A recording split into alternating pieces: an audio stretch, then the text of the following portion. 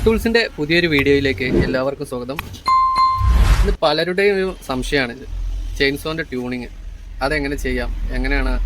ഒരുപാട് പേര് കമൻറ്റിൽ ചോദിക്കാറുണ്ട്, സ്ഥിരം ചെയിൻസോൻ്റെ വീഡിയോ ഇടുമ്പോൾ കാർബറേറ്ററിൻ്റെ ട്യൂണിങ് പറഞ്ഞു തരുമോ എന്നുള്ളത്. ഇതാണ് ചെയിൻസോൻ്റെ കാർബറേറ്റർ കേട്ടോ. ഇത് പല വീഡിയോയിലും കാണിച്ചിട്ടുണ്ട്. അപ്പോൾ ഇത് ലോ RPM അഡ്ജസ്റ്റ് ചെയ്യണം. ലെഫ്റ്റ് സൈഡത്തെ ഇതിന്മേൽ എല്ല് എന്നുണ്ടാവും, സൂം ചെയ്ത് കാണിച്ചിടാം. ഇത് L, ഇത് H. ഇത് ലോ RPM, ഇത് ഹൈ RPM. ഈ രണ്ട് സ്ക്രൂകളും എയർ ഫ്യൂവൽ മിക്സിംഗ് റെഗുലേറ്റർ ആയിട്ടാണ് വർക്ക് ചെയ്യുന്നത് കേട്ടോ.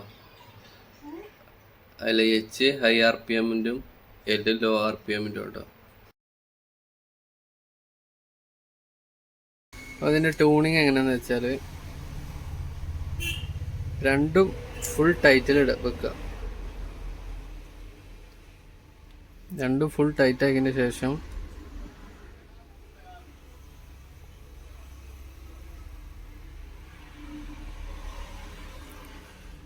ഈ പൊസിഷൻ ഇതാ, ഈ പൊസിഷന് കറങ്ങിയിട്ട് ഇങ്ങനെ വന്നു നിന്നാൽ 1, അതേ പൊസിഷനിക്ക് തിരിഞ്ഞിട്ട് ഒറ്റ റൗണ്ട് വന്നാൽ 1, അങ്ങനെ 1 കറക്കി. ഇപ്പോൾ 2 ആയി. ഇതെന്ത് ചെയ്യുക, ഒരു 2.25, 2.5. ഈ H-ൻ്റെ കാര്യമായിട്ട് പറയേണ്ടത്. 2.5, 2.25 ആ റേഞ്ചിൽ നിർത്താം. ഇനി എല്ലാണെങ്കിൽ 1, 2, ഇതൊരു 2.5. ഇനി ഇത് സ്ലോ റേസിങ്ങിൻ്റെ എയർ, നമ്മൾ ആക്സിലേറ്ററിൻ്റെ സംഭവം ഉണ്ടല്ലോ, ആക്സിലേറ്ററിൻ്റെ ലിവർ, ആ അഡ്ജസ്റ്റ്മെൻറ്റ് ഇതിമൊക്കെയാണ് വരുന്നത്. ഇതാണ് ആക്സിലേറ്ററിൻ്റെത്. നേരെ ഇവിടെ അഡ്ജസ്റ്റ് ചെയ്യണം. അപ്പോൾ എയർ എത്ര കയറണം എന്നുള്ളത് ഇതാണ്. അപ്പോൾ സ്ലോ റേസിങ് ഇതിലാണ് അഡ്ജസ്റ്റ് ചെയ്യല്. അപ്പോൾ അത് നമ്മൾ സ്റ്റാർട്ട് ചെയ്തതിന് ശേഷം ഏകദേശം ഈ റേഞ്ചാണ് വരിക. ഇവിടെ നോക്കിയാൽ ഓരോ ചെയിൻസോൻ്റെ കണ്ടീഷൻ അനുസരിച്ച് നമ്മൾ കൂട്ടിയും കുറച്ചും കൊടുക്കേണ്ടി വരും. അതുപോലെ ഈ സ്ലോ റേസിങ്ങിൻ്റെ ഈ സ്ക്രൂ ഉണ്ടല്ലോ, അത് സ്റ്റാർട്ട് ആയതിന് ശേഷം ഓവർ അമിതമായിട്ടുള്ള റേസിംഗ് ഉണ്ട്. ചില മെഷീൻ്റെ കണ്ടീഷൻ അനുസരിച്ചാണ് റേസിങ്ങിൻ്റെ ഇത് നമുക്ക് കറക്റ്റ് ഇങ്ങനെ പറഞ്ഞു തരാൻ പറ്റില്ല. പുതിയ മെഷീനൊക്കെ ആകുമ്പോൾ ഏകദേശം ഈ ട്യൂണിങ് കൊണ്ട് ലെവലാവും. കംപ്രഷൻ്റെ വിഷയം അല്ലെങ്കിൽ കാർബറേറ്റർ ചെറിയ വീക്കൊക്കെ ആണെങ്കിൽ റേസിങ്ങിൽ മാറ്റം വരും. അപ്പോൾ അതെന്ത് ചെയ്യുക, അപ്പോൾ ഓവർ റേസിംഗ് ആണെങ്കിൽ കുറച്ചൊന്ന് കുറച്ച് കൊടുക്കുക. അത് ഓഫ് ആവാത്ത രീതിയിൽ ആ ഒരു ഐഡിയയിൽ നിർത്തണം. പിന്നെ ചില കേസിലുണ്ടാവും സ്റ്റാർട്ടിങ് ഒക്കെ ഓക്കെയാണ്, പക്ഷെ ആക്സിലേറ്റർ കൊടുക്കുമ്പോൾ വലിയാത്ത പോലെ ഒരു മിസ്സിങ് പോലെ ഉണ്ടാവും. അങ്ങനെ ആകുമ്പോൾ ഈ ഹൈ RPM-ൻ്റെ എന്ത് ചെയ്യുക, കുറച്ചൊന്ന് കുറച്ച് കൊടുക്കുക, എന്നിട്ട് റൈസ് ആക്കി വെക്കുക. അപ്പോൾ ലെവലാവും. അത് ഞാൻ ഒന്ന് സ്റ്റാർട്ട് ചെയ്ത് കാണിച്ചു തരാം. അപ്പോൾ ഇതാണ് ഏകദേശം ഒരു ഐഡിയ കിട്ടാൻ ഞാൻ കാർബറേറ്റർ അയച്ചിട്ട് കാണിച്ചു തന്നെ. ഇനി സ്റ്റാർട്ട് ചെയ്തിട്ട് ഒരു മെഷീൻ ചെയ്ത് തരാം കേട്ടോ. അപ്പം മെഷീൻ പറഞ്ഞു തരുമ്പോൾ L, H അങ്ങനെ പറയുള്ളൂ, കാരണം മെഷീൻ്റെ ഉള്ളിലായതുകൊണ്ട് നമുക്ക് കാണിച്ചു തരാൻ കഴിയില്ല. ഇതിപ്പോൾ NCH-ൻ്റെ 58cc ചെയിൻസ് ആണ്. ഇതിപ്പോൾ ഞാൻ ഫുള്ള് ടൈറ്റാക്കി, ട്യൂണിങ്ങിൻ്റെ സ്ക്രൂ ഫുള്ള് ടൈറ്റാക്കി. ഇനി H ഞാനൊരു 1, 2, 2.25. L ഞാൻ ഒരു 2.5, 1, 2.5. സ്റ്റാർട്ട് ചെയ്ത് നോക്കാം.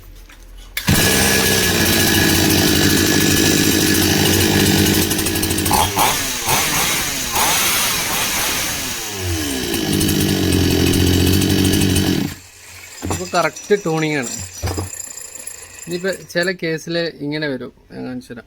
ഇപ്പോൾ ആക്സിലേറ്റർ കൊടുത്താൽ പവർ ഉണ്ടാവില്ല. പവർ മീൻസ് ഒരു ഓഫ് ആവാൻ നിൽക്കുന്ന പോലെ ആക്സിലേറ്റർ കൊടുക്കുമ്പോൾ അത് ഞാൻ കാണിച്ചു തരാം. അപ്പോൾ മനസ്സിലാവില്ല.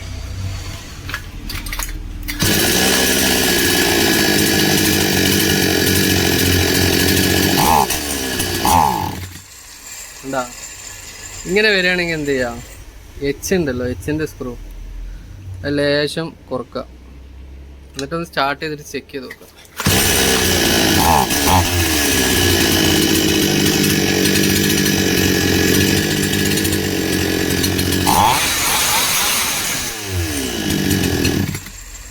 അങ്ങനെ കുറച്ച് കറക്കിൻ്റെ കുറച്ച് ബാക്ക് തിരിച്ചതിന് ലൂസാക്കിയതിന് ശേഷം സ്റ്റാർട്ട് ചെയ്ത് നോക്കുക, ഒന്ന് ആക്സിഡൻറ്റ് കൊടുക്കുക, അത് പോയിക്കണം നോക്കുക. വീണ്ടും ആയില്ലെങ്കിൽ കുറച്ചും കൂടി കുറച്ചിട്ട് ഒന്നാക്കി നോക്കുക. എന്നിട്ടും പിന്നെ ആയില്ല എന്നുണ്ടെങ്കിൽ കാർബറേറ്റർ അടഞ്ഞത് അങ്ങനത്തെ വിഷയമൊക്കെ ഉണ്ടാവും. ട്യൂണിങ്ങിലുള്ള ചെറിയ ചെറിയ അഡ്ജസ്റ്റ്മെൻ്റ് ഒക്കെ അങ്ങനെയാണ്.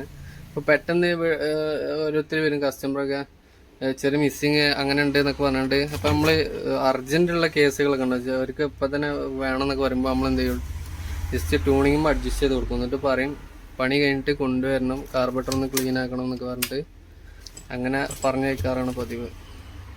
അർജൻറ്റ് ഉള്ളവരുത്തിട്ട്, അല്ലാത്തത് നമ്മൾ അപ്പോൾ കയ്യിൽ നിന്ന് അവർക്ക് നിൽക്കാൻ സമയം ഉണ്ടെങ്കിൽ നമ്മളപ്പോൾ ചെയ്ത് കൊടുക്കും. അപ്പോൾ ട്യൂണിങ്ങിൻ്റെ ഇതാണ്. പിന്നെ ഈ മുകളിലുള്ളത് നമ്മൾ സാധാ ആക്സിലേറ്ററിൻ്റെ റേസിങ് ഉണ്ടല്ലോ, അതിൻ്റെ അഡ്ജസ്റ്റ്മെൻ്റ് ആണ് നമുക്ക് വരുന്നത്. അപ്പോൾ അത് ഓഫ് ആവാതെ ഐഡിയയിൽ നിൽക്കാനും സഹായിക്കും.